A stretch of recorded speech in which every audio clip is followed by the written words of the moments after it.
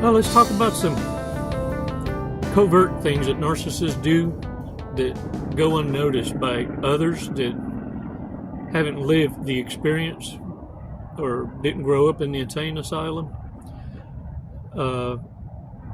so that you can be aware of how the manipulation works. And I'll be honest with you, once you go through it, it permanently changes you. Let's get that out of the way. You're never going to be the same again. Once you know, you can never unknow. Once you see, you can never unsee it. But we're going to share a remark that's going to bring it full circle so that you understand that it's not a wound you need to continue to scratch and pour salt down. That's what narcissists are hoping it does. They're hoping it permanently makes you bitter. But we're going to share an insight from another warrior that hopefully brings it home so that you understand this is now a blessing.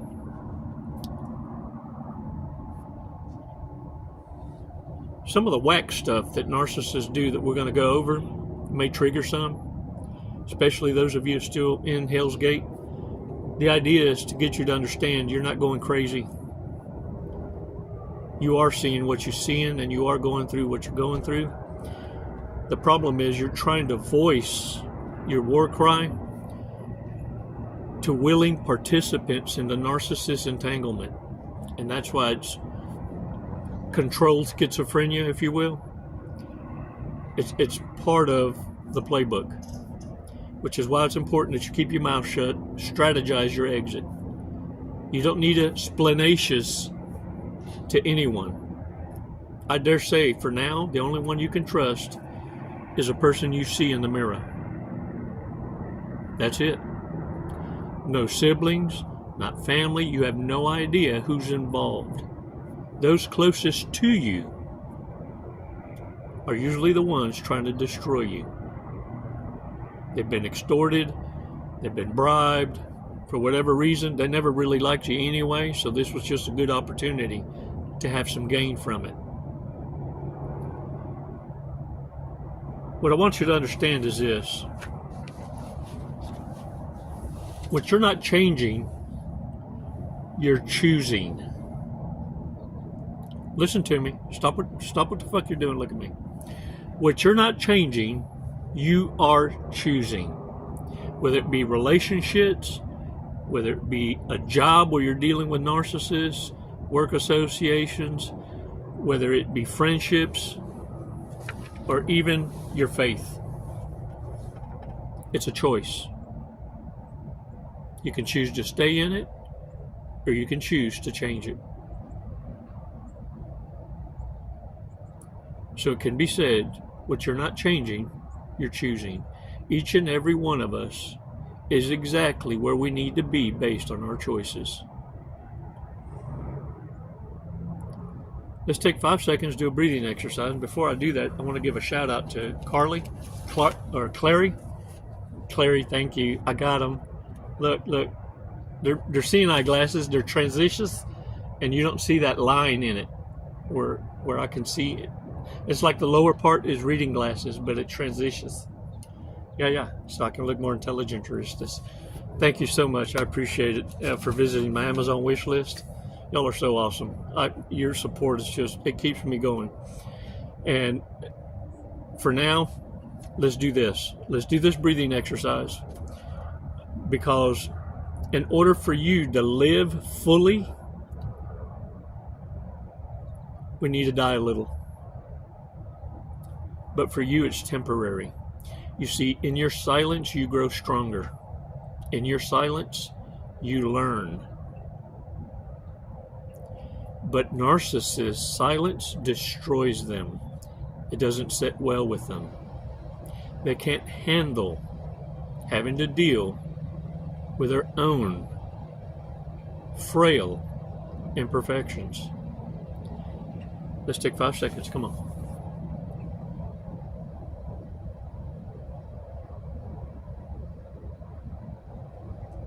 Release slowly.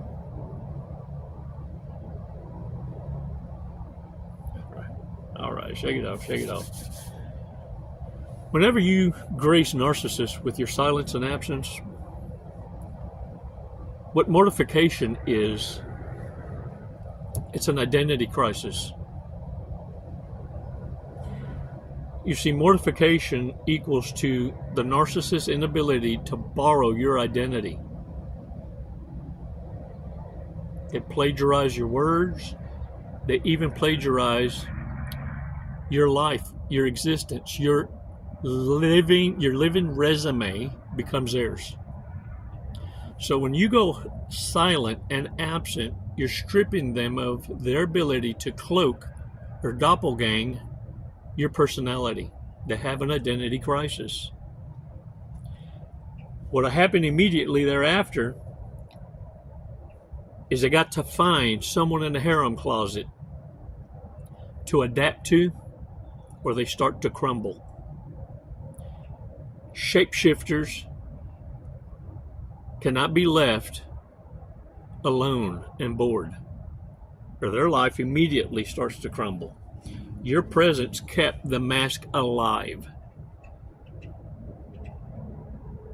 That's what happens in the narcissist silence.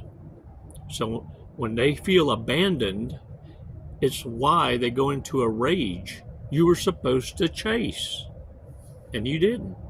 I mean, you may have in the past, and that's what gave them this confidence that, oh, I got you wrapped. And they told everybody, I got them wrapped around my finger.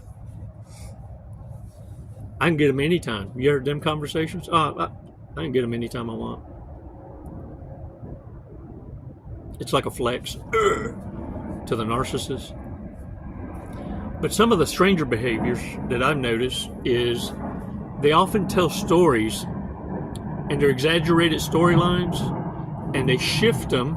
You've probably heard them in different groups tell the same story, but they alter it to fit the situations. But then you soon realize they're adopting your story, but forgot it was your story and shared it in front of you as if as their own. Kind of freaky, isn't it? And because at the time you kind of wondered, you're like, wow, that didn't happen to you, that happened to me. But you didn't say nothing. You just kind of went along to get along. Another thing they do is they have harem closets, simply because they know every connection is temporary, just passing through. Look, narcissists have been rejected all their lives. It's nothing new. It's why they got to be prepared for an outcome, and usually they'll sabotage it themselves because it makes them feel better to leave before you leave, before you catch on, so that they always got their head on a swivel for damage control for that reason. I got to dump you. You cannot dump me. Otherwise, man, they go through that identity crisis. So they always have one. It's the backup plan, the monkey jump. The other thing is this. I've found more and more on the intraweb and on the Big Talk and Snapshit, where, hey brother, good morning, where narcissists are using their children. Not only do they weaponize it against whoever it is they're kicking out, or they'll use them to bond with the new supply, call them daddy. You know what I'm saying? To have that attachment, to say, well, I'll stick around and put up with the abuse because now I have a certain sense of duty, not to please their booty, but to protect the children that aren't even yours. The other thing is, I've seen here lately on the intraweb where they're using the children to actually do the begging. I'm hungry. For handouts. Many are being called out by their own relatives for doing this and engaging in this behavior. Shout out to them, because they're bringing shame to the family name. But 9 times out of 10, a lot of them are in on it. Put it this way, the narcissist is grooming the children because they were once a participant, not willing, but they were trained to become beggars by their own parents.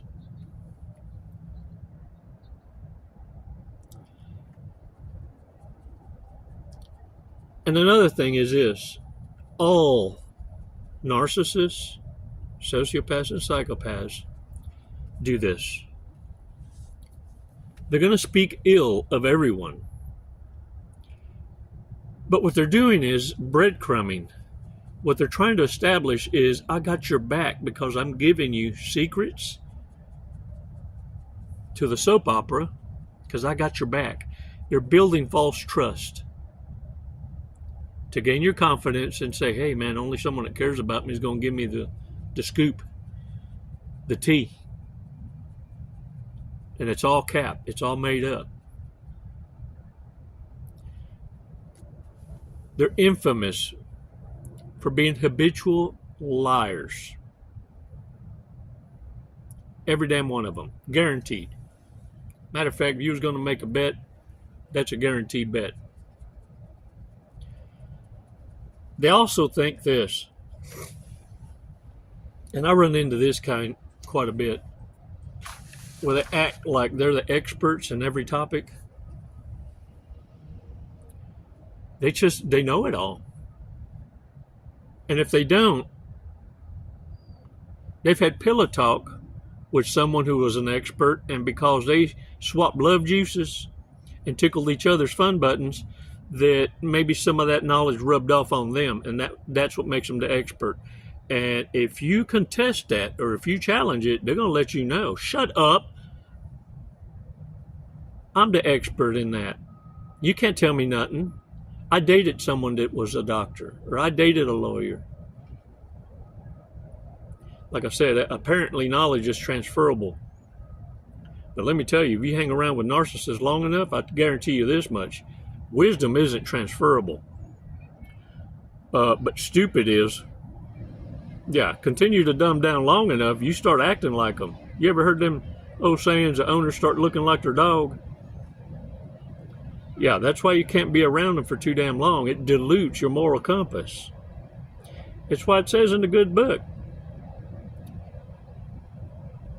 bad associations spoil useful habits.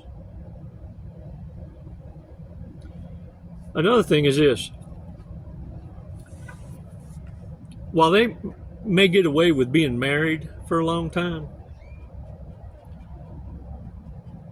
long-term relationships, LTRs, are only lasting because you now know that there's different narcissists, different kinds, and they all operate differently. And they all have different levels of experience in knowing how to operate covertly. Many of them stay in these marriages because it's a cover. Most of them are gay for pay, or they're bi, and they know they're going to end up all by myself. Yeah, at the end. That's what they're running from, and it's what they're running toward. They're a walking contradiction. But the thing is, the reason it lasted, and it's a cover for all the betrayals. And look, you ever heard the saying or the statement made, I get hit on more with a wedding ring on? Narcissists know this. Narcissists also know that if they have too many marriages under their belt, now they're running around with a scarlet letter, because folks now have caught on to the game and realized, hey man, after 2 or 3 marriages, no, that's a career. There's a pattern there. Folks know nowadays anyone over 28, 27 that isn't in a relationship or married, they are the problem. The thing is, these betrayals are designed so that they can continue emotionally abusing you or reactively abusing you, and that's how they get off. But they did it in such small doses, micro doses, that you didn't realize it. Something happened where what degraded the relationship was, for most, disrespect. Many in long-term relationships were able to bite their tongue and not cross that line. But it's when that line got crossed that you started to realize, hey, whoa, love is an action word, not a feeling. Love is an action word, which means you do things for each other that you would normally not do, but you're compelled out of duty, out of loyalty. It's not virtue signaling. Love is an action word. Narcissists believe love is a feeling, and it's why they chased her asses for life, because feelings are temporary. Love is an action word built on building trust by actions. You get it? This is where it's missed. But many find it hard to splenatious it. I don't splenatious it. I observe and know it. Because if you splenatious it to a narcissist, now they're going to reverberate what they just heard to sound more intelligent to us and entrap your empathic asses. But now I'll let the cat out the bag. Well, now you know. But chances are, narcissists aren't going to look at this video to this portion of it.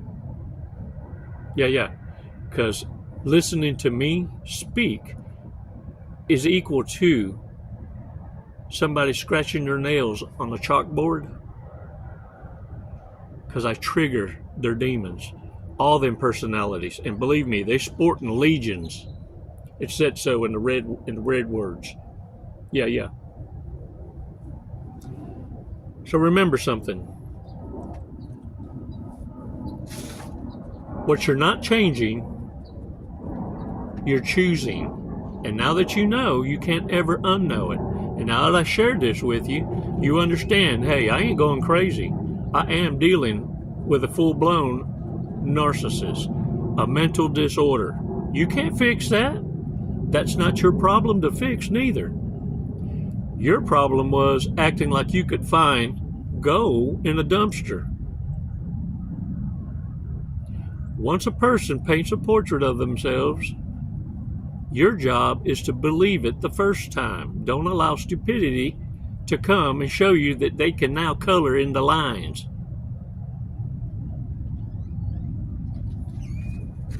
Let's show this remark. And it came from the video, Crazy Home Life with Narcissists That Most Therapists Will Never Understand. That was a video from, it's in the video library. I don't know what day it was. Look, I got videos so far ahead also that I want to encourage you, if you want to see those before they're published, join the tribe. For less than $1 donut. Yeah. For $4.99. And they'll keep me from having to sport my new news on the Only Fools. Yeah. To get me papita in my belly. No. I'm joking. I never do that. Man, but if I had titties, the Temptations, oh, I'd have made a lick, y'all. What you talking about? No. But God knew what he was doing when he set me up. Trauma permanently changes us. And this is how. And this was shared by Dune. And I thank you so much, Dune, or Duna. I get that shit wrong every time. But Duna contributes in the remarks. I mean, from the victory and from the heart. And I thank you so much. And it reads, this is the big scary truth about trauma. There is no such thing as getting over it. The 5 stages of grief model marks universal stages in learning to accept loss. But the reality is, in fact, much bigger. More bigger, bestest. He didn't say that, I did. A major life disruption leaves a new normal in its wake. There is no back to the old me. You're different now. Full stop, different. This is not a wholly negative thing. Healing from trauma can also mean finding new strength and joy. The goal of healing is not a papering over of changes in an effort to preserve or present things as normal. It is to acknowledge and wear your new life, wisdom, and all with courage. Many blessings, Jesse and the Warriors. Man, let me tell y'all something. I appreciate y'all sharing from the victory.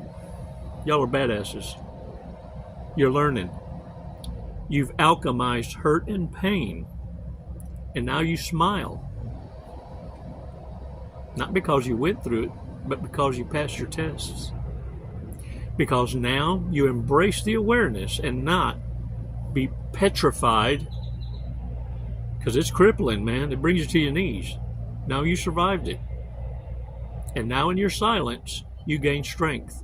Now in your silence and observation skills, you're able to learn, because you realize life is your master class. And you, with this wisdom now, can share with each other the shortcuts. You went from student to teacher. Don't you take this shit to your graves. Our mission is to lift each other up. Your life taught you who not to share with. Can I get a what? Dang it, man. Y'all are awesome. And I thank y'all for sharing. It's never goodbye, Warriors. It's always until next time. Les mando bendiciones. I send you blessings. Namaste.